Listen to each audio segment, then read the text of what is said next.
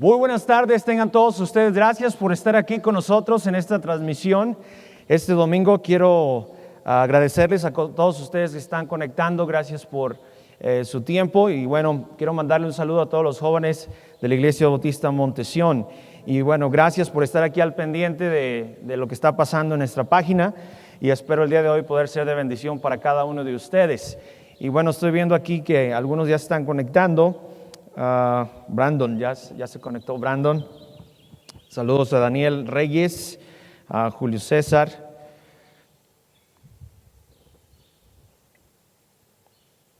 Y bueno, por ahí ya hay algunos que están conectados. Carlos Becerril. Dios te bendiga, Carlos, gracias por conectarse. Está un poquito lento el internet, esperemos que no podamos tener muchas fallas en la transmisión, pero gracias por estar aquí una vez más. Y bueno, si tú conoces a algún joven de la Iglesia Bautista Montesión, ayúdanos por favor a poner en los comentarios su nombre. De esa manera pues no pueden perder el servicio de esta tarde.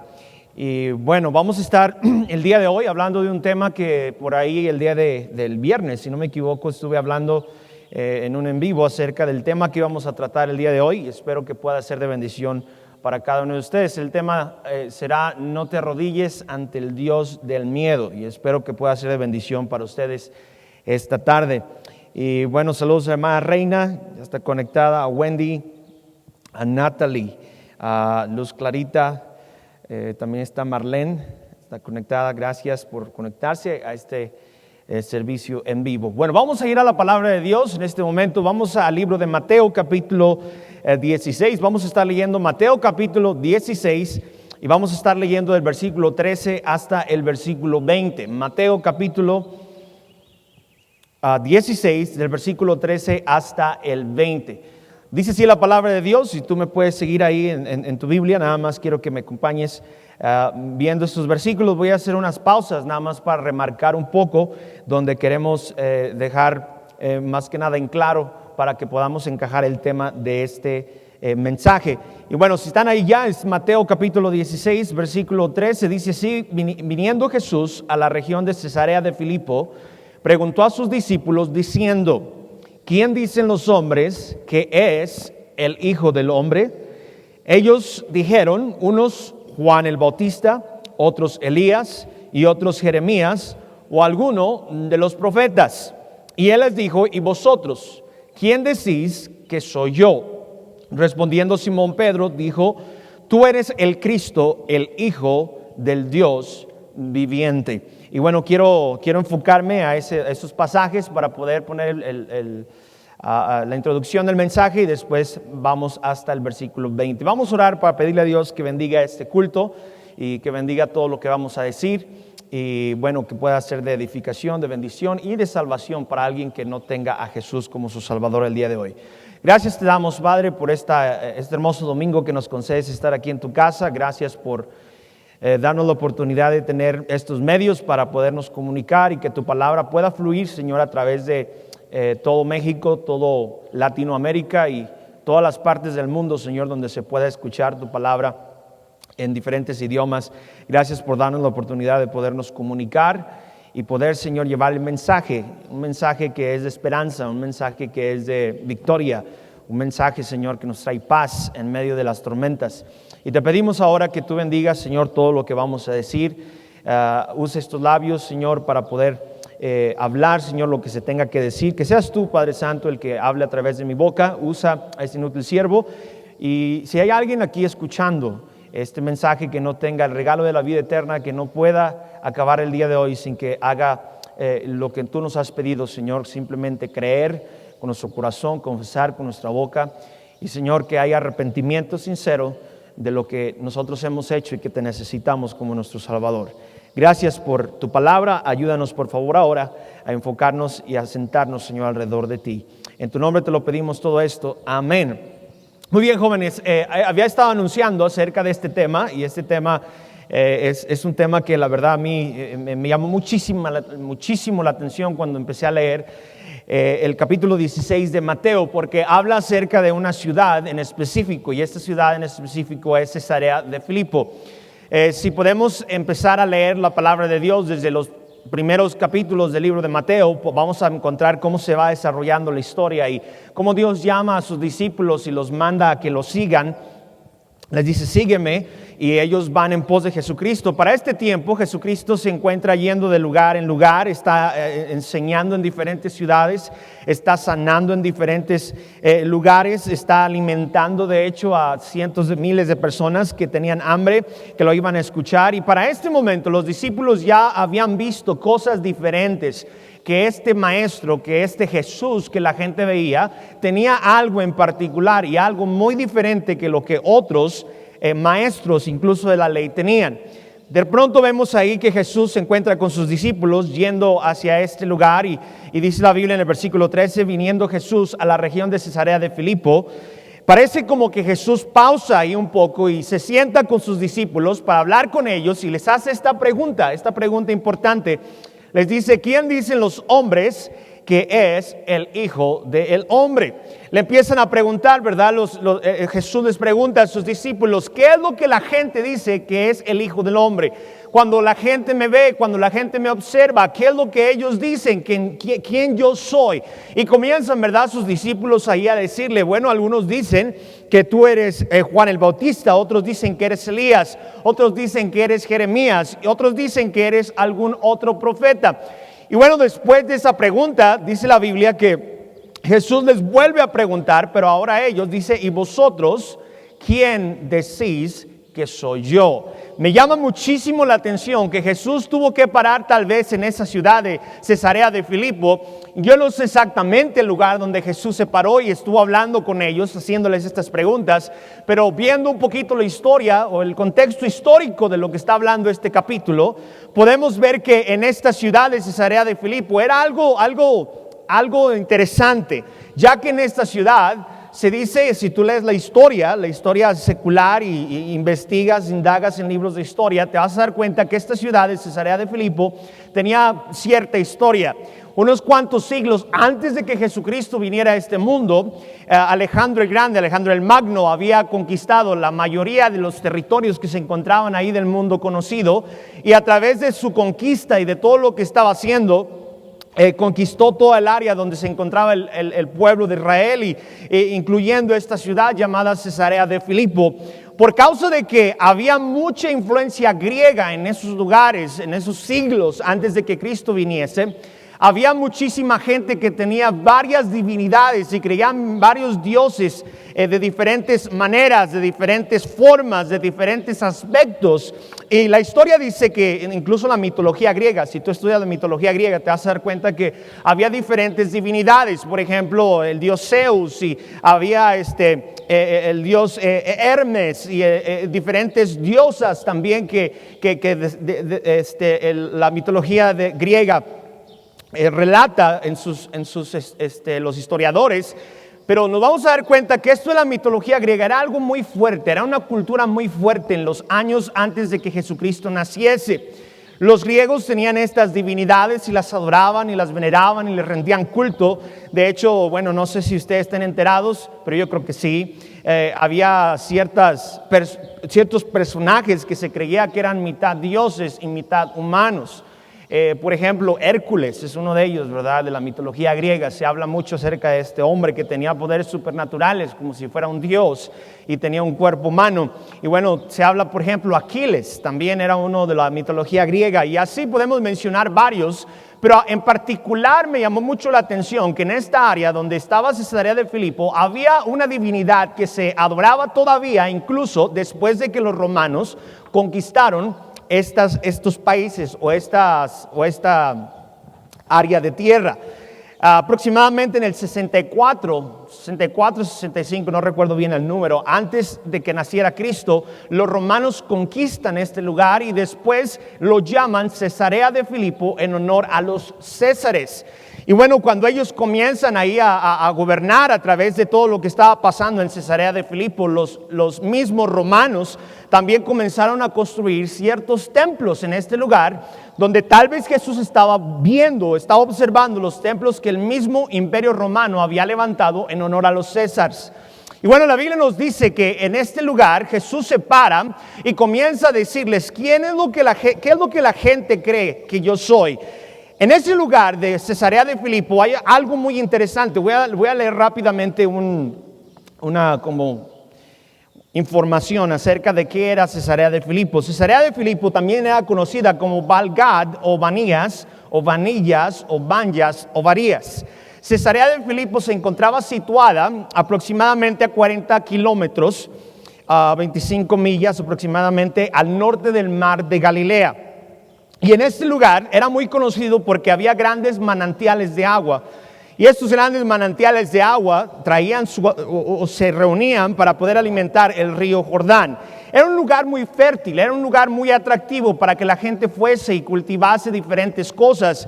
Pero no nada más era famoso por las fuentes de agua que existían en ese lugar, sino que era un lugar religioso, un centro de culto, donde la mitología griega y lo que los romanos ahora estaban haciendo se juntaban en ese lugar. Ahí en ese lugar estaban adorando todavía, incluso después de tantos siglos, a este Dios llamado el Dios Pan. El Dios Pan era el Dios del miedo. Era un Dios que, según la mitología griega, estaba caracterizado porque la mitad de su cuerpo, de la cintura hacia abajo, era mitad cabra, tenía pezuñas de cabra, tenía pelo de cabra, y de la cintura hacia arriba era un ser humano, pero en la cabeza tenía sus cuernos como si fuera una cabra. Y era la forma que este Dios de la mitología se representaba. Se dice que este Dios traía mucho miedo a las naciones. En un redacto que hay ahí de la mitología, habla que según esto los atenienses, los que estaban en Atenas, estaban peleando en contra de Persia. Y fueron y buscaron a este Dios y le dijeron: necesitamos tu ayuda para que tú traigas miedo, para que traigas terror a nuestro enemigo y podamos vencerlo fácilmente. Y ellos fueron y lo buscaron, y dice la mitología griega que este Dios llamado el Dios Pan fue y trajo el temor, trajo el terror en ese ejército, y pudieron vencerlos. De hecho, este Dios se le conoce como el Dios del pánico, trajo pánico a la guerra. De ahí viene la palabra pánico, por el Dios Pan, pánico. Y bueno, hasta este momento, cuando Jesús estaba tal vez ahí con sus discípulos, pudiéramos tal vez haber observado en ese tiempo gente que todavía venía a rendirle culto al Dios Pan. Venían con veladoras, venían con flores, venían con comida, a rendirle culto, a arrodillarse enfrente de Él. Se dice que cuando la gente tenía miedos o temores o tenían pánico en su vida, venían y se arrodillaban y le rendían culto a este Dios para que este Dios calmara el miedo o el pánico que la gente sentía. No solamente eso, sino que los romanos también estaban venerando y adorando a los césares que ya habían muerto. Es interesante que no solamente había una influencia griega pagana rindiéndole culto al Dios del miedo, al Dios del pánico, sino que los romanos de este lado estaban venerando y adorando y rindiéndole culto a personalidades como los Césares. Yo no sabía esto, pero me acabo de dar cuenta hace unos días que nuestro calendario, el calendario que nosotros ocupamos anteriormente, en el año, no recuerdo exactamente el año 45, 46 antes de Cristo, fue cambiado. Nuestro calendario solamente tenía 10 meses, era todo lo que tenía. Después de que el Imperio Romano conquista especialmente toda esta zona donde se encontraba Cesarea de Filipo, ellos hacen un cambio al calendario. Y en honor a los Césares, a Julio César y ahora Augusto César, ellos incluyen un mes más a nuestro calendario. Es por eso que tenemos en nuestro calendario el mes de julio y el mes de agosto, en honor a César, a Julio César, y en honor a César, a Augusto. Entonces eso se integró, nada más para que nos demos una idea, cómo la gente estaba venerando y adorando y literalmente estaban tan emocionados y tan deslumbrados por las personalidades, los gobernantes que estaban en aquella época. Por eso nuestro calendario, si tú te fijas, después de agosto sigue septiembre. Septiembre debería de ser el mes séptimo de nuestro calendario, pero ahora septiembre es el mes 9 en nuestro calendario. El mes de octubre debería de ser el mes 8 y es el mes 10. Y luego noviembre debería ser el 9 y ahora es el 10, el 11, ¿verdad? Y luego el diciembre debería ser el 10º y ahora es el 12. Por eso, nada más quiero hablar de esto porque quiero darles a entender esto, jóvenes. En ese tiempo de la historia, cuando Jesús estaba ahí con sus discípulos, la gente estaba tan desenfocada en quién era Jesucristo y lo ignoraban como si fuera simplemente otro profeta o alguien que simplemente vino a predicar otro mensaje. Y la gente estaba tan enfocada en sus césares y en su gobierno y en lo que el gobierno les decía, en lo que el gobierno quería hacer con ellos. Y del otro lado teníamos a los griegos o a los que todavía creían en la mitología griega, adorando al Dios miedo, al Dios pan, al Dios del pánico, al del terror, trayéndole ahí ofrendas. Y jóvenes, eso me hizo pensar muchísimo que en el tiempo en el cual ustedes y yo estamos viviendo no es diferente. Hoy en día se vive, se respira cómo la gente está adorando a ese Dios del miedo, al Dios del pánico. Se están rindiendo ante Él, le están doblando rodillas al pánico, le están doblando rodillas a este Dios del miedo, del terror. Esto que nos está pasando en el mundo entero es increíble lo que yo estoy viendo. La gente cómo está asustada, cómo está corriendo, haciendo compras desesperadas. Hace un tiempo atrás, hace unas semanas, estuve en un centro comercial, en un Walmart. Bueno, creo que así se dice, es Walmart, decimos aquí en México. Estuve en este lugar y me acuerdo que pusieron unas marcas. Yo creo que esto ya todos estamos familiarizados con él, pero pusieron unas marcas en el piso donde están promoviendo la sana distancia. Y yo estaba parado esperando mi turno y unos cuantos pasos enfrente estaba la otra X donde estaba un señor parado y luego estaba otra X donde estaba otro señor esperando su turno. Mientras que yo estaba ahí esperando que la cajera se desocupara, de pronto el señor que estaba enfrente de mí dio como 2-3 pasos para poder agarrar unos chicles. Y el que estaba enfrente de él volteó y le dijo: ¿qué te pasa? ¿Qué no ves que me puedes contagiar el virus? Tienes que guardar tu distancia. Y se empezaron a pelear. Empezaron a agarrarse a golpes adentro de la tienda. Acabaron los dos casi dándose un beso en el suelo. Qué ridículo esto. Vino la seguridad y los tuvo que sacar y los mandaron afuera de la tienda. Ya no pudieron comprar. Nada más para darte a entender, joven, señorita, que hoy en día el mundo está en pánico, está en miedo, tiene tanto terror de lo que está pasando. Si tú vas a las calles el día de hoy venía yo bajando de un lugar donde estuve compartiendo la palabra de Dios con un grupo de hermanos aquí en Los Reyes La Paz. Estaba bajando y esto fue raro para mí, tal vez con todo lo que está pasando, pero vi una carroza bajando con un montón de gente atrás. Y después, como unas 5 cuadras, vi otra carroza con otro grupo de personas. Se respira la muerte. Puedes ver en los ojos de las personas viendo esa procesión donde iban llevando ese féretro, el terror, y puedes ver la gente cuchicheando, ¿verdad? Unos y otros, de qué se moriría, le daría el COVID-19, qué estará pasando. Y jóvenes, es cierto, toda esta gente está tan aterrorizada, pero nosotros los cristianos, los hijos de Dios, no podemos vivir en terror, no podemos arrodillarnos al Dios del miedo, no podemos hacer estas cosas porque nosotros creemos en un Dios muy diferente. Del otro lado, tenemos a los que están idolatrando a los gobiernos. Tenemos a los que piensan que su Mesías, su salvación viene de algún palacio de gobierno o de alguna personalidad en el mundo. Y sabes, esto está preparándose porque el mundo un día, tarde que temprano, va a aceptar a un líder que traiga el control universal o el orden mundial, y todos van a aceptar, aquellos que se queden en este lugar para aceptar estas cosas. Nosotros ya no sabremos de ir a la presencia de Dios, pero esto es un ensayo nada más y nos da o nos deja saber que lo que Jesús estaba tal vez viendo en ese tiempo no es muy diferente que lo que estamos viendo el día de hoy. Hay gente que lo que dice el gobierno, eso se va a hacer. Ahora tenemos que entender que hay indicaciones y hay normas de seguridad y de salubridad y de todas estas cosas. Tenemos que cumplir con ellas. Pero no podemos dejar que eso nos gobierne o que nos metan el miedo, que nos metan el pánico en nuestra cabeza y dejar que estas cosas nos desenfoquen de quién realmente tenemos que estar creyendo, que es Jesucristo nuestro Salvador. La pregunta sería aquí,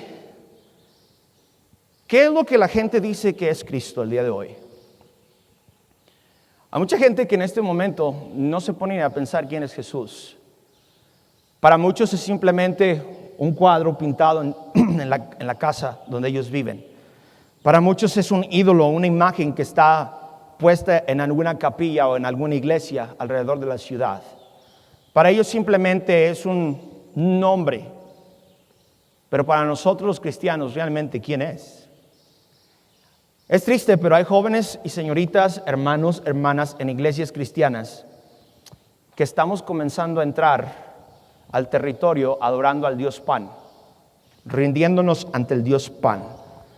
Y el miedo y el terror que hay en el mundo, pareciera que los cristianos lo están adoptando, cuando no debería de ser así. La Biblia dice, ahí en el versículo 15, otra vez dice, y les dijo, ¿y vosotros quién decís que soy yo? Respondiendo Simón Pedro, le dijo, tú eres el Cristo, el Hijo del Dios viviente. Puede ser, no estoy diciendo que así fue, pero pudiese ser que los discípulos estaban viendo a esa gente rendir culto en esos nichos que existían ahí para esos dioses, el Dios Pan y los dioses que adoraban los romanos. Y de pronto Jesucristo les pregunta a sus discípulos, y a lo mejor se quedaron callados, algunos no sabían qué contestar. Pero Simón Pedro, dice la Biblia, que le dijo, tú eres el Cristo, el Hijo del Dios viviente. Y es una declaración increíble. Es una declaración que es el fundamento de nuestra fe. Simón Pedro le está diciendo, tú eres el Cristo, tú eres el Mesías, tú eres el enviado, tú eres nuestra salvación, tú eres nuestra esperanza, tú eres nuestro futuro, tú eres nuestra vida, tú eres nuestro camino, tú eres nuestra verdad. Y joven señorita, cuando Pedro estaba diciendo esto, estaba diciendo, Señor, tú eres lo que necesitamos, tú eres nuestra paz, tú eres nuestro refugio. Y Jesús le responde ahí. Versículo 17, entonces le respondió Jesús, bienaventurado eres, Simón, hijo de Jonás, porque no te lo reveló carne ni sangre, sino mi Padre que está en los cielos. Y joven señorita, cuando tú y yo estamos pasando por este caos que estamos viviendo, y estamos sí llenos de temor y llenos de miedo muchas veces, pero cuando quitamos nuestros ojos de estar viendo al Dios pánico, al Dios Pan, y nos enfocamos en Cristo y decimos, ¿sabes qué? Yo no voy a dejar humillar, yo no me voy a dejar rendir, yo no me voy a doblar rodilla ante este Dios, sino que ahora voy a voltear hacia donde está Cristo y le voy a decir, tú eres mi esperanza, tú eres mi roca, tú eres mi salvación, tú eres mi refugio, tú eres mi doctor, tú eres mi consolador. Cuando tú y yo hacemos eso, mira, el miedo se disipa, el miedo se va. Todo lo que está ocasionando en nuestra vida, en nuestra mente, es porque no estamos enfocando nuestra mirada, como lo que dijo Simón Pedro. Jesús le dijo, bienaventurado. Cada vez que tú, joven señorita, y cada vez que yo volteo y reconozco lo que Dios ya nos reveló en su palabra, somos bienaventurados. Bienaventurado. Eso es de que Dios te está diciendo, eres bendito. Tienes el bien, sabes lo que crees, sabes lo que tienes, sabes dónde estás parado. Porque Pedro dijo estas palabras, tú eres el Cristo, el Hijo del Dios viviente. Es tiempo de que quitemos nuestra mirada, joven, señorita, de estar viendo a ese Dios Pan, del pánico. Que quitemos nuestras miradas de estar adorando personalidades en este mundo y que pongamos nuestra mirada en Cristo, el Hijo del Dios viviente. Después de esto dice la palabra de Dios, el versículo 17 ya lo leímos, versículo 18 dice, y yo también te digo, tú eres Pedro, y sobre esta roca edificaré mi iglesia, y las puertas del Hades no prevalecerán contra ellas. Después de que Pedro hace esta afirmación de quién es Jesús, de quién es el Cristo, Cristo le dice: a ti, Simón, te digo, a ti, Simón, Pedro, a ti, Pedro, te digo que tú eres Pedro. A ti, Simón, te digo que tú eres Pedro. Y luego Jesús no se queda apuntando hacia donde está Pedro, sino dice: y sobre esta roca edificaré mi iglesia. Hay mucha gente que se confunde pensando que Pedro es el fundamento de la iglesia.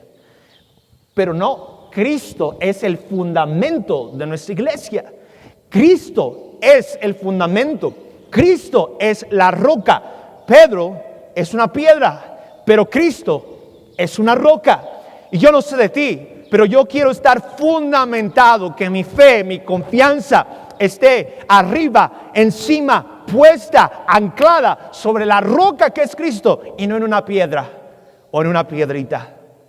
Pedro le está diciendo, Jesús le dice: ciertamente tú eres Pedro, eres piedra, pero sobre esta roca edificaré mi iglesia. Y joven señorita, si tú y yo estamos edificados en Cristo, no hay por qué temer, no hay por qué tener pánico, no hay por qué sentirnos con tanto terror y tanto miedo en medio de esta pandemia. Si Cristo es nuestra roca, hay que anclarnos de la roca que es Cristo. Él es nuestro refugio, Él es nuestra esperanza. No sientas miedo, al contrario, agárrate de lo que Cristo ya dijo en la palabra de Dios.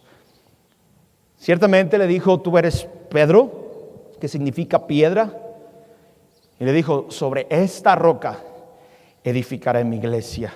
Gloria a Dios, que nuestra iglesia no está edificada en una personalidad, no está edificada en un gobierno o en una religión. Está basada, anclada, construida en la roca que es Cristo Jesús. Ahí es donde nuestra fe y nuestra iglesia está anclada. Ahora, no solamente le dice eso a Pedro, sino que sigue hablando Jesús y le dice: tú eres Pedro, y sobre esta roca edificaré mi iglesia, hablando de Jesús el mismo. Y luego dice: y las puertas del Hades no prevalecerán contra ella. Es interesante que ahí en este lugar, en Panías, en este lugar de Cesarea de Filipo, donde se encontraba el nicho donde estaba la estatua del dios Pan, a un lado había una como puerta, un tipo cueva en ese lugar. Y la gente lo había nombrado las puertas del infierno. Se dice que cuando la gente iba a adorar a su dios Pan, a su dios miedo, ellos iban llenos de temores. Y cuando la gente pasaba por ahí, se sentía algo raro al pasar por ese lugar. Se sentían con miedo, es más o menos como cuando yo estaba más joven, no sé, tenía unos 14, 15 años de edad. Todavía a veces nos pasa, no estamos pensando a veces bien, y tú vas a un panteón y te sientes raro. Entras y volteas para un lado y volteas para el otro, y ahí van las amigas, ¿verdad? Ahí agarradas del brazo: no me sueltes. Y ahí van los muchachos, según bien valientes, y hay unos sonsos que se ponen a brincar arriba de las tumbas, y gente se ha caído adentro de las tumbas. Pero me acuerdo que una ocasión fui a un funeral y nos quedamos adentro del panteón un poquito más tarde, y nos cerraron las puertas del panteón.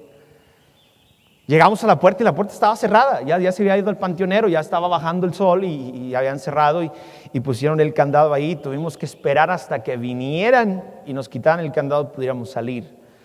Y bueno, al menos yo no sentí tan bonito estar entre puros muertos ahí, ¿verdad? Pero algo así se sentía pasar por ese lugar, porque le decían que ese lugar era las puertas del mismo infierno. Jesús les dice a sus discípulos: y las puertas del Hades no prevalecerán contra ella. Déjame decirte, el diablo ha querido por muchos años cerrar la iglesia, cortar la iglesia de Cristo, envenenarla y ensuciarla, y hacer todo lo que pueda para poder quitar lo efectivo que es la iglesia de Cristo en la tierra. Pero no ha podido y nunca va a poder, porque ni el miedo ni el orden mundial van a poder hacer absolutamente nada en contra de la roca que es Cristo, y mucho menos de la iglesia, porque nuestra iglesia está puesta encima de nuestro Salvador. También le dice en el versículo 19, y a ti te daré las llaves del reino de los cielos. Y todo lo que atares en la tierra será atado en los cielos, y todo lo que desatares en la tierra será desatado en los cielos. Mira qué importante, hay religiones, hay gente, hay personas que creen literalmente que Pedro está en las puertas de la gloria del cielo y que tiene las llaves y que cuando alguien viene, a ver, tú no entras. Tú tampoco, tú sí, tú sí te portaste bien, a ver, déjale abro la puerta y te deja entrar a la gloria, al cielo. Mucha gente cree eso. Cristo no le estaba dando literalmente una llave para que él abriera o cerrara el reino de Dios. Lo que le estaba dando era el conocimiento de la palabra de Dios, que es el evangelio de Cristo Jesús. Le dijo, a ti, Pedro, te doy la llave del reino. Y sabes, lo que abre el reino de Dios es el evangelio de Cristo Jesús. El evangelio que tú y yo un día escuchamos y recibimos en nuestro corazón. Eso es lo que abre las puertas del cielo. Cristo dijo, yo soy la puerta y el que por mí entrare será salvo. Pero lo que abre la puerta para poder entrar al cielo es el evangelio de Cristo Jesús. Es el conocimiento de la verdad. Conoceréis la verdad y la verdad os hará libres. La Biblia nos dice que este libro, este precioso libro que tú y yo tenemos contiene la llave que nos permite poder entrar a la gloria de Dios. Jesús, capítulos más adelante, se encuentra con unos cuantos fariseos.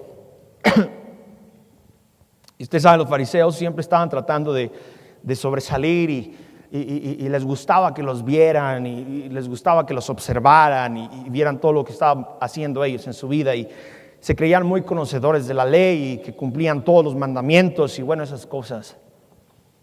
En el capítulo 23 y el versículo 13 de Mateo les dice Jesús, dice, mas hay de vosotros, escribas y fariseos, hipócritas, porque cerráis el reino de los cielos delante de los hombres, pues ni entráis vosotros, ni dejáis entrar a los que están entrando. Ellos creían que conocían todo lo que la ley tenía. Y ellos menospreciaban a los que no conocían de la ley. Cristo llega, Cristo viene, lleva a sus discípulos, les dice, ¿quién ustedes dicen que yo soy? Pero les dice, tú eres el Cristo, tú eres nuestro Mesías, tú eres nuestro Salvador, tú eres a quien estábamos esperando, tú eres el ungido de Jehová, tú eres el Cordero de Dios que quita el pecado del mundo. Y le dice, ese es el evangelio, que el Mesías ha venido a este mundo, va a ir a la cruz del Calvario, va a ser sepultado y al tercer día resucitado para dar vida eterna a cualquiera que se acerca a Él. Y jóvenes, qué bendición que nosotros tenemos nuestro fundamento, nuestra fe, no en el Dios Pan, no en personalidades terrenales, como los romanos lo hacían, sino en la palabra de Dios, que es Cristo. Quiero darte rápidamente, me quedan 8 minutos, rápidamente quiero darte 3 cosas por las cuales Cristo es nuestra roca. ¿Por qué Cristo es nuestra roca? Vayan rápidamente al libro de Éxodo. Libro de Éxodo, vamos a leer en el capítulo 32, Éxodo 32. Y vamos a leer el versículo 18, Éxodo 32.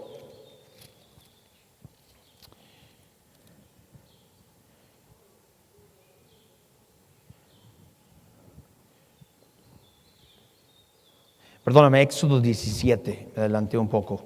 Éxodo 17. Éxodo 17 y vamos a leer ahí en el versículo 1 al 6.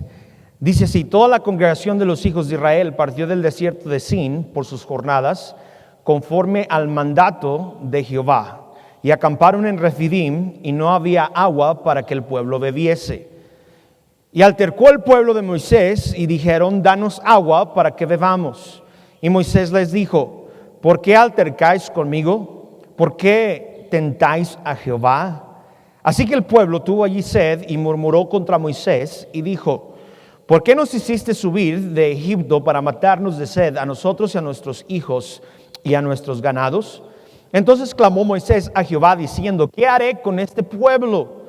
y de aquí a un poco me apedrearán. Y Jehová dijo a Moisés: pasa delante del pueblo y toma contigo a los ancianos de Israel, y toma también en tu mano tu vara con la que golpeaste el río, y ve. He aquí que yo estaré delante de ti allí sobre la peña de Horeb, y golpearás la peña y saldrá de ella agua y beberá el pueblo. Y Moisés lo hizo así en la presencia de los ancianos de Israel. Primeramente quiero decirte, joven, que ¿por qué Cristo es nuestra roca? ¿Por qué no una piedra, sino Cristo que es la roca? Primeramente porque Cristo es la roca de nuestra salvación. Cristo es la roca de nuestra salvación. Yo creo que hubiese sido más sencillo, hubiese sido más fácil que Moisés hubiera tomado esa vara, la hubiera puesto en el desierto y de pronto un oasis en medio del desierto de agua hubiese aparecido. Pero Dios tenía un significado. Él quería dejarle saber a su pueblo que unos miles de años después de lo que estaba pasando, vendría a este mundo una roca diferente, una roca desechada por los hombres, una roca firme, una roca fuerte, una roca que no se mueve, una roca que no cambia, y que un día la golpearían en la cruz del Calvario, que lo crucificarían y que lo meterían abajo de esa tumba de roca, pero que al tercer día se levantaría con gran victoria de entre los muertos y nos daría la salvación a todos aquellos que hemos creído en Él. Cristo es la roca de nuestra salvación. Cuando nosotros tenemos temor, cuando nosotros nos sentimos con miedo, cuando parece que la muerte se aproxima a nuestra vida, Cristo es nuestra roca, Cristo es nuestra fe, y no hay por qué temer, porque Él es la roca de nuestra salvación. Cuando el mundo tenía sed de justicia, cuando el mundo tenía sed de misericordia, cuando el mundo tenía sed de gracia, amor y misericordia y salvación fluyeron de la roca que es Cristo Jesús. La Biblia nos dice en Salmo 62, David lo dijo de esta manera, se expresó en Salmo 62 y el versículo 7 nos dice aquí este pasaje, Salmo 62, 7, dice: en Dios está mi salvación y mi gloria. Luego dice: en Dios está mi roca fuerte, en Dios está mi refugio. Y joven, señorita, hermano, hermana que estás escuchando este video, cuando te sientas convaleciente, cuando te sientas con temor, cuando te sientas con dudas, cuando te sientas débil en las enfermedades, cuando te sientas amenazado, corre a la roca de tu salvación que es Cristo, porque ahí está nuestro refugio, ahí está nuestra gloria, en la roca que es Cristo Jesús, nuestra salvación. No solamente es la roca de nuestra salvación, sino que es la roca de nuestro fundamento, nuestra vida. Ve rápidamente otra vez a Éxodo capítulo 31. Éxodo capítulo 31 nos habla que Él es la roca de nuestro fundamento. Éxodo 31 y el versículo 18 nos dice así, 31, 18. Y dio a Moisés, cuando acabó de hablar con él en el monte Sinaí, 2 tablas del testimonio, tablas de piedra, dice ahí, tablas de piedra escritas con el dedo de Dios.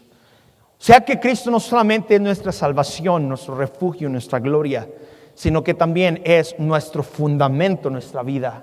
Cristo comparó a 2 hombres, uno era un hombre insensato, un hombre necio, y un hombre sabio. Y dice la Biblia que uno construyó sobre la roca y el otro construyó sobre la arena. Vinieron ríos, las tempestades, vinieron las tormentas y la casa que estaba construida sobre la arena cayó. Pero la casa que estaba construida sobre la roca se mantuvo firme. Y joven señorita, si hay algo que necesitamos en nuestra vida, es empezar a fundamentar nuestra vida en la palabra de Dios. Moisés sube al monte Sinaí, le dice: Dios, te quiero dar la ley, te quiero dar estas tablas para que se las lleves al pueblo de Israel. Moisés sube al monte y ahí en el monte con la misma mano, con el mismo dedo de Dios son escritos esta ley que le da Dios a Moisés y se las entrega en una tabla de piedra. Yo me pregunto, ¿por qué se la dio en una tabla de piedra y no se la dio en una tabla de madera o un pedazo de papel o algo así, que fuese un poco más fácil tal vez para cargar? Yo me doy cuenta que la Biblia es nuestro fundamento, es una roca. Y una vez que tú inscribes algo en una roca, no lo puedes borrar. No le puedes añadir, si no es que está puesto por la mano de Dios. Entonces, la Biblia, la palabra de Dios, solamente tenemos dos opciones que podemos hacer con ella. O la cumplimos o la quebrantamos. No la podemos doblar a nuestra conveniencia. No le podemos poner o no le podemos quitar. Porque este libro es la mente, es el corazón, es la roca, es el fundamento de nuestra iglesia, es el fundamento de nuestra fe y es el fundamento de nuestra vida. Una ocasión hace ya años atrás, estaba una hermana, vino y me dijo: hermano Héctor, ¿cómo le hago? Dice, en la casa mis hijos y yo estamos en la casa, mi esposo, en la noche 3, 4 de la mañana, y de pronto se escuchan ruidos raros dentro de la casa, en los cuartos, en los closets, adentro en la cocina, se caen los trastes, se prenden, se apagan las luces. Dice, ya no sé qué hacer, es necesario que alguien vaya a orar o ¿qué hago, pastor? Le dije, mire, primeramente, hermana, reúnanse ustedes como familia, oren al Señor antes de dormirse, díganle al Señor que los proteja, que los cuide, que saque cualquier cosa que hay ahí, que ahuyente el diablo. Pero es importante leer la Biblia, pongan en su casa como fundamento la palabra de Dios. Me dice, ¿y con la palabra de Dios el diablo cree que se vaya a ir, los demonios se van a ir? Hermano, yo creo que sí. La palabra de Dios es una espada de 2 filos. Entonces, úsela. Yo creo que sí funciona. Bueno, pasaron unas semanas y vino la hermana y me dijo, pastor Ávila, no funcionó, todavía se siguen escuchando los ruidos. Mire, todo está pasando esto. Y le dije, a ver, ¿qué estás haciendo, hermana? Dice, pues es que cuando escucho esos ruidos yo agarro mi Biblia y comienzo cuarto por cuarto a decirle, Satanás, vete de este lugar, apártate de aquí, vete por favor. Y empiezo con la Biblia a darle por todos lados machetazos al diablo y a los demonios, pero parece que no se quieren ir, pastor. Le dije, hermana, la Biblia no es para que andemos dando machetazos dentro de la casa. La Biblia es para que cuando nosotros la abramos, la escudriñemos, la agarremos como fundamento, la apliquemos a nuestra vida, y el diablo no puede hacer absolutamente nada en contra de lo que este libro dice. Digo, el diablo conoce, yo creo, muy bien la palabra de Dios, pero cuando un cristiano la lee, la practica y la vive, el diablo tiembla. Jesucristo mismo, cuando el diablo fue a tentarlo, usó la palabra de Dios diciendo, escrito está, escrito está, escrito está. Porque la palabra de Dios es nuestra roca, es nuestro fundamento, es nuestro instructivo de vida, es lo que nosotros necesitamos para poder vivir una vida sin temor, rindiéndonos, arrodillándonos ante el Dios miedo. Aparte de eso, la Biblia es como el fundamento de nuestra vida. Cuando uno va creciendo desde niño, por eso es importante que uno desde niño aprenda la palabra de Dios, lea la palabra de Dios, practique la palabra de Dios, porque es un fundamento. Cuando tú llegas a ser joven, las tentaciones vienen y las pruebas vienen y las cosas vienen a tu vida, no batallas tanto como aquel que nunca ha leído o nunca ha practicado la Biblia. Ahora, hay momentos donde uno, si se aparta del fundamento, puede tambalear incluso de la misma fe que tú tienes. Pero la Biblia es como un manual de construcción. Es un manual que tú y yo necesitamos leer para saber cómo ser buenos hijos, cómo ser buenos padres, cómo ser buenos esposos. Nos enseña cómo nosotros podemos ser buenos hermanos en Cristo. Te da instrucción, nos da instrucción de cómo ser en todo nos da instrucción. Te enseña a ser buen esposo, buena esposa, buena hija, buen hijo, buena suegra. Bueno, ahí no sé si hay mucha esperanza, ¿verdad? Pero siempre la Biblia es como un manual que nos enseña. Les platicaba a los jóvenes el otro día que mi esposa y yo fuimos a la tienda a comprar un aparato, un deshumidificador le llaman. Estos deshumidificadores lo que hacen, toman toda la humedad que hay dentro de una casa o algún lugar y lo hacen agua. Y fuimos a la tienda, trajimos la caja, como todo buen mexicano, abrí la caja, bueno, hay excepciones, ¿verdad? Pero abrí la caja y aventé la caja por allá y el plástico que venía envuelto el aparato, lo hice pedazos, lo aventé a la basura. Pero lo primero que encontré ahí, arriba de la caja, fueron el manual, el instructivo, qué es lo que tenía que hacer con la caja. Los agarré y los aventé a la basura. Agarré la conexión para poder conectarlo a la electricidad, lo conecto, veo el botón que dice encender, oprimo el botón y no funciona. Dije, ¿cómo en el mundo? Lo acabo de comprar. Mi esposa estaba al otro lado del cuarto, nada más observándome a ver qué estaba yo haciendo.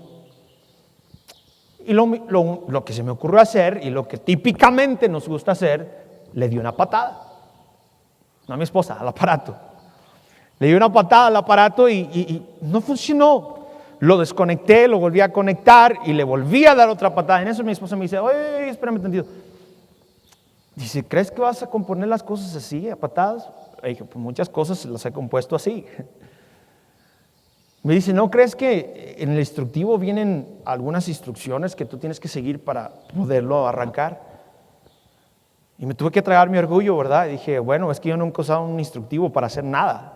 Normalmente cuando compro un aparato lo agarro, lo ensamblo y a veces mal, pero lo haces.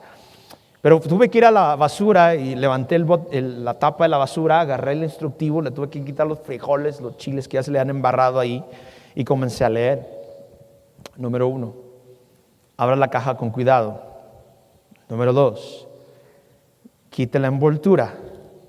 Número 3, abra la bandeja. Número 3, no conecte el aparato. Yo dije, ok. Dice, abra la bandeja que está abajo, en la parte inferior del aparato, y abrí la bandeja. Número 4, quite el plástico que está cubriendo el sensor de encendido.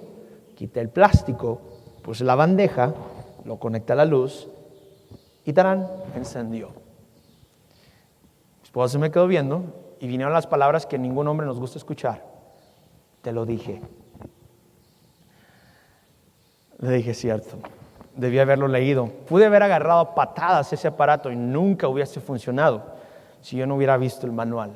Joven señorita, todo lo que está pasando en tu vida, tu relación que tú tienes, tu noviazgo, tu trabajo, tus estudios, tu relación con tus padres, tal vez no está funcionando y lo quieres arreglar a patadas y a trancazos y con ofensas, cuando todo está aquí.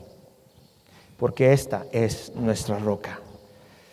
Y por último, jóvenes, rápidamente vayan ahí al libro de Éxodo, una vez más, último versículo, y me pasé 3 minutos ya, pero Éxodo, por favor, capítulo 33 y el versículo 18. Éxodo 33, 18. Dice así. Él entonces dijo, Moisés hablando con Dios, te ruego que me muestres tu gloria. Y él respondió, yo haré pasar todo mi bien delante de tu rostro y proclamaré el nombre de Jehová delante de ti y tendré misericordia del que tendré misericordia y seré clemente para con el que seré clemente. Dijo, mas no podrás ver mi rostro porque no me verá hombre y vivirá. Y dijo aún Jehová, he aquí un lugar junto a mí y tú estarás sobre la peña. Y cuando pase mi gloria, yo te pondré en una hendidura de la peña y te cubriré con mi mano hasta que haya pasado. Después apartaré mi mano y verás mis espaldas, mas no me verás mi rostro. Mira qué cosa estaba pidiendo Moisés. Señor, muéstrame tu gloria. Dios le dijo, Moisés, no puedes ver mi gloria porque no me ha visto hombre y ha vivido. Pero aquí a un lado de mí hay una peña, hay una roca. Y te vas a meter en esa hendidura y yo voy a poner mi mano y voy a pasar enfrente de ti. Cuando haya pasado la quitaré para que veas mis espaldas. Pero voy a hacer pasar todo mi bien y mi misericordia enfrente de ti. Eso me recuerda a lo que dijo David cuando dijo, el bien y la misericordia me seguirán todos los días de mi vida. Y en la casa de Jehová moraré por largos días. Si tú quieres ver el bien y la misericordia de Dios en estos tiempos de pandemia, en estos tiempos de miedo, de pánico, No te arrodilles ante el Dios pánico, ante el Dios miedo, ante el Dios pan. No te arrodilles ante las personalidades que este mundo levanta y exalta. Arrodillémonos y escondámonos en la roca que es Cristo. Si tú te escondes en Cristo, el mal puede pasar, pero mientras que la mano de Dios te muestre su gloria, ¿y sabes dónde Dios te va a mostrar su gloria? En su palabra, en su iglesia, a través de escuchar la palabra de Dios. Yo no sé si estés desanimado, si estés triste, tal vez estoy hablándole a alguien que tiene un familiar enfermo. Pero déjame decirte algo, esto del COVID-19 nos pudiera dar a todos, Hermano Héctor, ¿no tienes miedo si te da a ti? La verdad me va a dar tristeza si es que tengo que dejar este mundo, dejar a mis hijos, dejar a mi esposa, pero no tengo miedo de lo que viene, porque ni las puertas del infierno, ni las puertas de la muerte, ni las puertas del Hades pueden prevalecer en contra de la roca que es Cristo. Mi confianza, mi fe, mi esperanza, mi refugio está en Jesús. Y mientras que yo le diga, tú eres el Cristo, el Hijo del Dios viviente, mi confianza va a estar anclada en Él. Para ti, ¿quién es Cristo en esta tarde? Si estás en este momento escuchando y tú no tienes la seguridad que si llegas a morir, a lo mejor tú dices, si yo me muero, estoy arrodillado ante el Dios pánico. ¿Qué hago, pastor? ¿Qué hago, hermano Héctor? Lo único que tienes que hacer es creer en el Señor Jesucristo. Confiesa tus pecados, reconoce que estás perdido, reconoce que tienes miedo, reconoce que vas al infierno y acepta a Jesús como tu Salvador y Él te puede perdonar. Vamos a orar. Señor, gracias por este día, gracias por ser tan bueno. Bendice por favor lo que se acaba de hablar, lo que se acaba de decir. No nos permita, Señor, a nosotros los cristianos arrodillarnos, rendir culto a un Dios llamado Dios miedo, pánico, terror. No permitas que nuestra mirada, nuestro enfoque se vaya tras lo que la política, el orden mundial y lo que está pasando el día de hoy en el mundo nos desenfoque de poder voltear y decir como Pedro dijo, tú eres Cristo, el Hijo del Dios viviente. Gracias, Padre, por ser tan bueno, gracias por simplemente amarnos tanto y a pesar de que estamos en este mundo de pruebas, de necesidades, de enfermedades, todavía podemos anclar nuestra fe de la roca que eres tú. En tu nombre te lo pedimos todo esto. Amén.